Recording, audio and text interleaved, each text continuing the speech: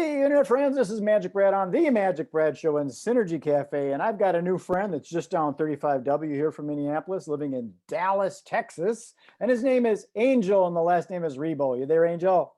I am here indeed. Thank you for having me, Magic Brad, and thank you everybody who's listening to us today. How was the weather down there? I understood you guys got some of our Minnesota snow down there a while ago. Oh, come on, don't remind me. That wasn't the worst thing, right? The worst thing was having no power for a long time. Yeah. So weather today is we have some clouds and it's sunny, and we were 49 at the beginning of the day. So probably right now we are over 50. You got the power back. Oh yeah. But the funny thing is that we're having internet outages. Oh sure. Yeah. So Also we have to get ready for that. Hopefully this will go smoothly. Yeah.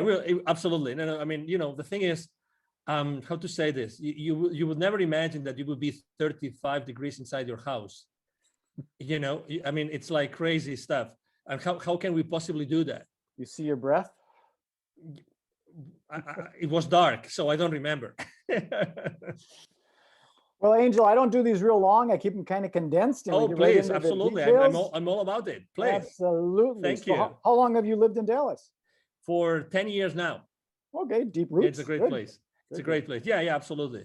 And you're married and got kids? You're a single? I'm married. I have 3 kids. Okay. 2 live at home. The other one left already. So yeah.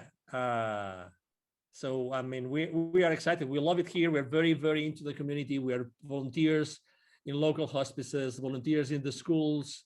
So we are all in here. I mean, we love it here. We are north of Dallas, actually, in a place called Plano, and it's a.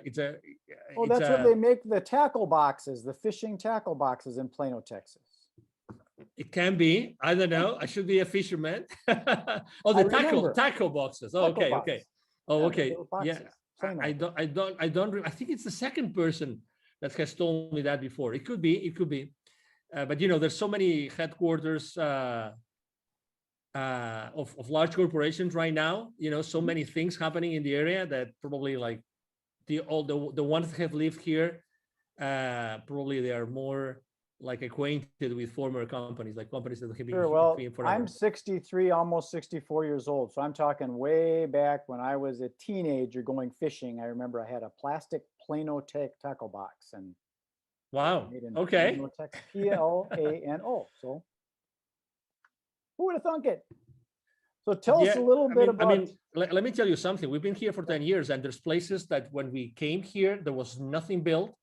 Mm-hmm. And as you know, Texas is the second largest state in the union. Ah. So there's so much space to fill, that we are in. I mean, it's amazing the amount of companies and headquarters that are relocating every single year. It's also fascinating how fast they can build buildings these days.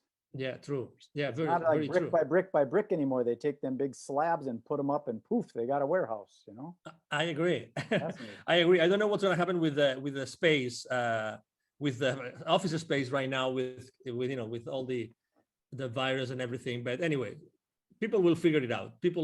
I mean, we're business people, so everybody figures out what to do with the surroundings. But it's a great area. It's an international area. There's people from many different places in the world here. Very important, high-tech industry. So again, multicultural. This is really a melting pot of cultures here in Plano, Texas. Do you consider yourself an entrepreneur? I do. In the business world? Totally. Yeah. You got that entrepreneurial spirit, and we will innovate and adjust. My background is in the event industry, events, travel, and tourism. Guess what? COVID doesn't like that. That said no. So I had to innovate, and that's why I'm doing a lot more online things like this, just staying out there, making it happen. So tell us a little bit about your business and what you do. Thank you. Absolutely. So basically, both corporate CEOs and established entrepreneurs, they hire me to bridge the gap globally for expansion and exposure.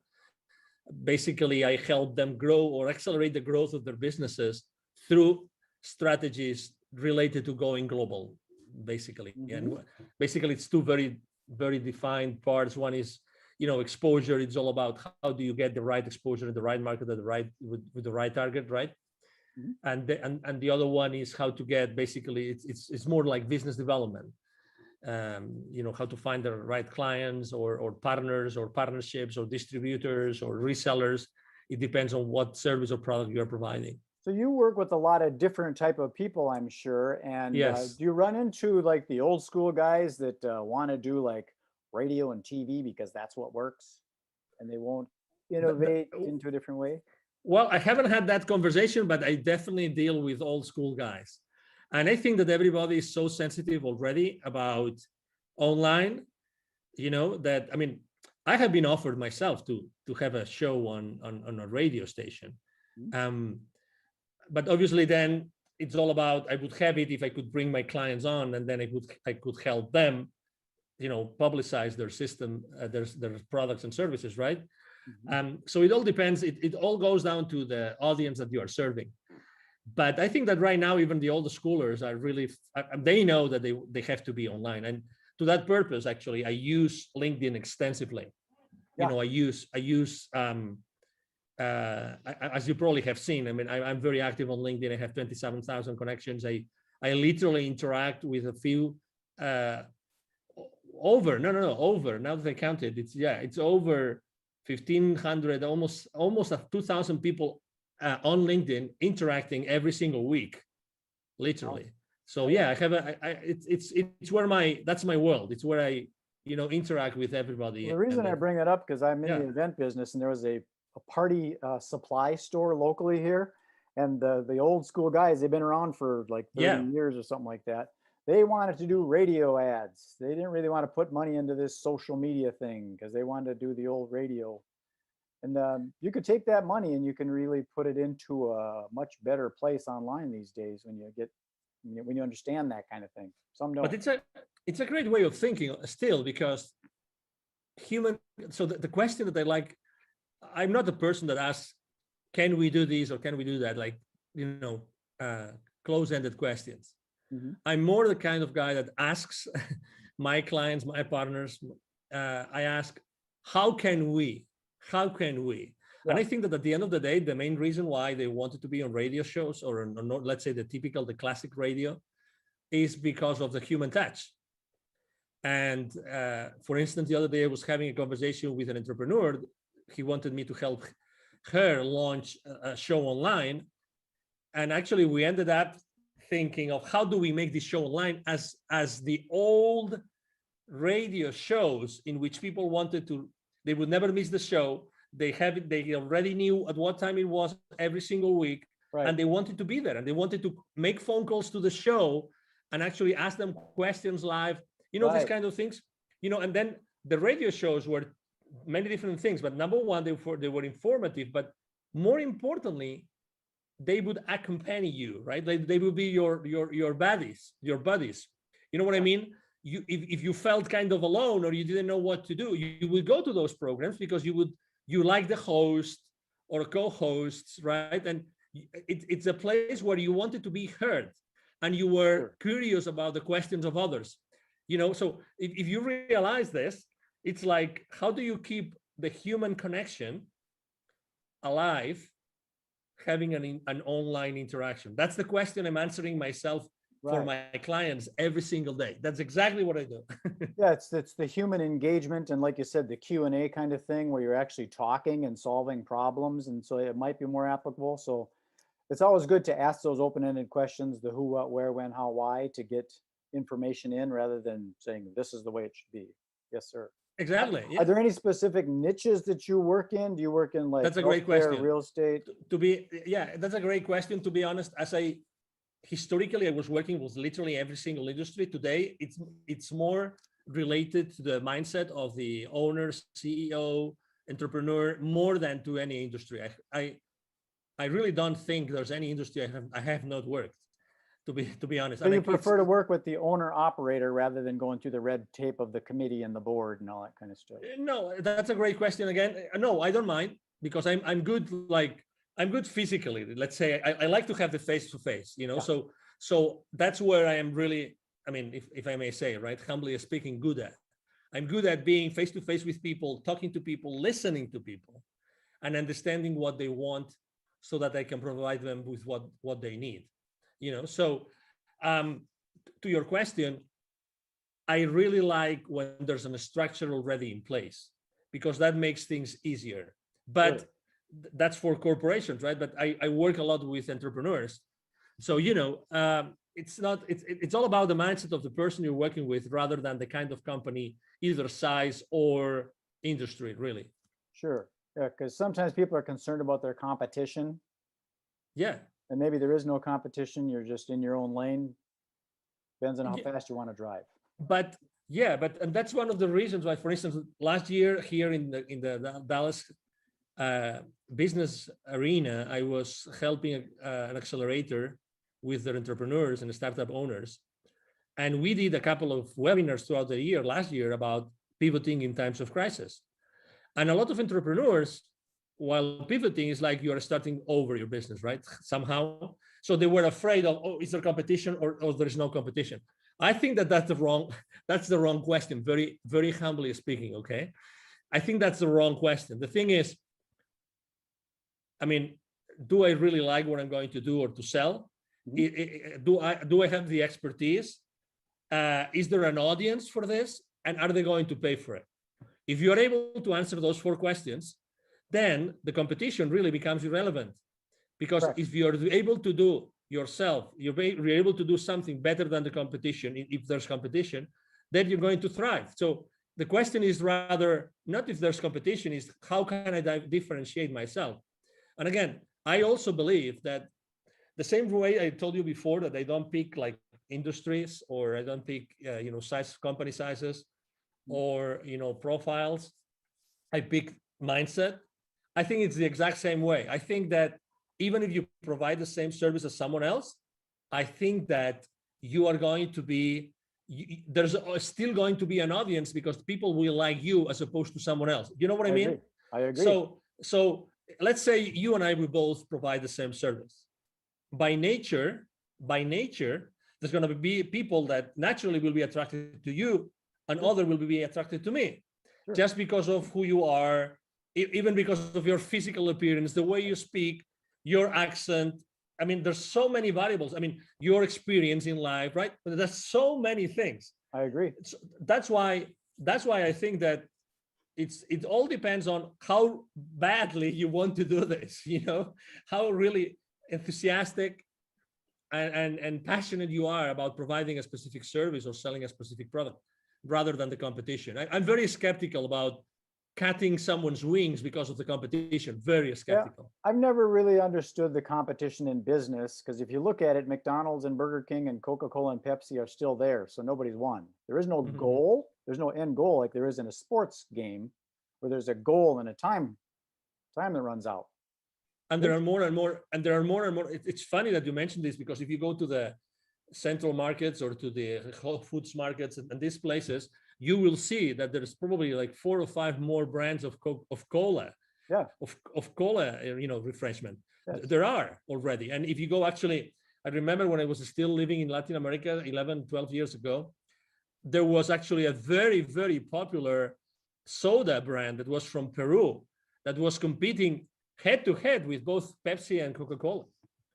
And that was, again, 12 years ago, and they started 20 plus years I'm in ago. agreement with that. I think it's, if your mother and father competed, you wouldn't be here. Exactly. You got to work together. Which ends up, which eventually takes you to a place where, okay, so how can I collaborate as opposed to compete? I agree. Maybe so that's why there are so many similar ways. There. I'm building out a thing called the Synergy Collaborative, because that's what it is. It's working together. Figure out how can we don't want to take and share the pie, but let's make a bigger pie. So let me tell you something. So every time I speak about the main mistakes that entrepreneurs make when they start their own journey, collaboration is one of the main mistakes. Number 1, because it's a blind spot for them. And number 2, because they are afraid of it. And number 3, because they're not able to do it. They don't know how to do it. It sounds crazy, but if you analyze it, and you said it great, MagicBrad, we are not taught on how to collaborate. How many subjects did you have? How many periods did you have in your elementary or middle or high schools about collaborating. What's the right way for collaborating? Well, our brains are functioning with the left and the right. So we already got that good and evil and the black and white and the separation. You got to realize that there is a gray. Yeah, but also again, how do you collaborate? How much do you give and how much do you expect in return? Mm-hmm. So it's funny, but I really believe that we are very bad in collaboration. Very bad. I agree. It's you kind of wonder, okay, I put in, 100 hours, you only put in 70 hours, and how come we're splitting 50-50? Yes. So I understand our mind thinks logically like that. Yes. I have another question about who do you serve? Are you in a specific geographic area? Do you prefer the United States, North America, or is it global? Doesn't matter to you? Yeah. So I've had in the last 5 years of my business, I've had clients in Europe, in Latin America, in Asia, in Australia, in Canada. So I have customers all over the place. So when it comes down to helping companies go global, there's really, I take clients from almost everywhere in the world. Right now, actually, I'm working on two projects, and one of them is in Asia, like large expansion projects. And there's really no geographical origin. Obviously, I have a very important footprint here in the Dallas area because I'm here. So there's a lot of executives that know me and know who I am, right? Because they see me around. But my clients really come from anywhere in the world because of the online world. Because some of the things that I'm working on, it's hard for me to work with someone over in Singapore or Bali, Indonesia, because the calendar is so flip-flopped. We're going to meet on Monday, but guess what? It's Tuesday there. Yeah. So I try and stay in the central time zone as much as I can, but to each his own, Yeah. I just had a conference call video conference call at 9:30 a.m. here in Central, and it was really late at night for them. But we try to compensate. We try to do like late for me, late for them, late for me, late for them. So we try. I like the way you operate because it's kind of doesn't matter because over on the other side of the planet, you got early morning people and they got late night people. It depends on the vibe and stuff. So it sounds like you're very open to whoever wants to work with you. I am. Done. Yeah. That's true. So yeah, I mean, typically, I have to say I work a lot of hours. A good day for me is a day in which I have a 2 or 3 hour break in the middle. Okay. So I see my day in 2 big chunks, really, because of that. So so I have a big chunk in the morning, starting really early, and then I have a big chunk. Let's say after 5, I have another big chunk of Asia is waking up and Europe is going to sleep. So what would be some of the key words that you would use for when people are looking for you if they're searching you out? Yeah, international expansion, international exposure. I am an influencer, so actually I'm a very strong business to business influencer or business to consumer, because the profile of the 27,000 connections I have on LinkedIn, I told you before, I engage with more than 1,500 every single week. So because of the nature of what I do on LinkedIn, I'm an influencer there. So I am a LinkedIn strategist, a LinkedIn influencer. Okay. Let's say a global expansion. Those would be the keywords. Yeah, LinkedIn is a whole nother world. I got a friend locally here that wrote a book on it. He calls himself the LinkedIn rock star. Mike O'Neill. I don't know if you know that name. I've heard his name. Yes. He's definitely a Mike O'Neill. Okay. Lives here in Minneapolis, used to be out in Denver, but he's really heavy into LinkedIn Navigator and helping lead generation for his clients. That's what that's good. Generation through LinkedIn. I do a lot of that. MagicBrad. A lot. It's a big world out there, Angel. It's a big world. Yeah, it's a big world, but it's becoming smaller and smaller. Well, I think it's important to, sometimes niche down. Myself, I'm working on what I call narrowcasting rather than broadcasting. Yeah. Trying to stay within the central time zone so that we're all working on the same time frame. And in the event industry, so I'm specific to the event industry, ideally right here in the Twin Cities. So suppliers of events and people that plan events. So I'm pretty niche down, but inevitably you get into this, oh, that looks interesting. I should sell that software to real estate agents. And you get lost sometimes. Yeah. You gotta put the blinders on and stay focused. Yeah, I agree. I have a hard time with that. Yeah. So tell us, how do we get a hold of you if someone says, that sounds interesting, I want to expand my business globally? How do we get a hold of that angel guy? Thank you. Absolutely. So it's very easy. As I said before, I'm actually very active online. So it's going to be, if you Google my name, you will see all my social media outlets and posts every single day, every single day. Right here, Angel Ribo. Thank you. Yeah, that's my LinkedIn profile. Right Thank you. there. If it looks like that, that's where you go. Exactly. Thank Already. you. So you can go to LinkedIn but the easiest way to reach out to me directly is through my email address. Every single day I answer every single message. I have a team behind me. Otherwise it wouldn't be possible. My email address is very simple. It's Angel, like my name, Angel from Heaven, right? ANGEL, and then at angelribo.com altogether. Angel Ribo, my last name is spelled like RIB as in boy O.com. Again, Angel at angelribo.com. That is easy. 4 letters, Ribo. Yeah, very easy. Very easy. Well, Angel, I'm going to sign this off and then beam it up to the you. universe and propagate it out to that Thank global you. international world, and we'll see if we can hook some fish. MagicBrad, it's been a pleasure to be here. Thank you for the opportunity to be, in front of your audience and to be able to have this conversation. I really liked it and enjoyed it. As you said, it's very natural. I think that it's people are really want to see or listen to authentic conversations with no hidden agendas nor anything, just being yourself and myself and being ourselves here, trying to inspire. And everybody listening to us, obviously, thank you very much for being with us today. I agree. I think a lot of the business gets closed on the golf course or, at the watering hole as opposed to in the seminar room. I agree. Okay, Angel, thank you very much. Be well. Thank you. You have a good day.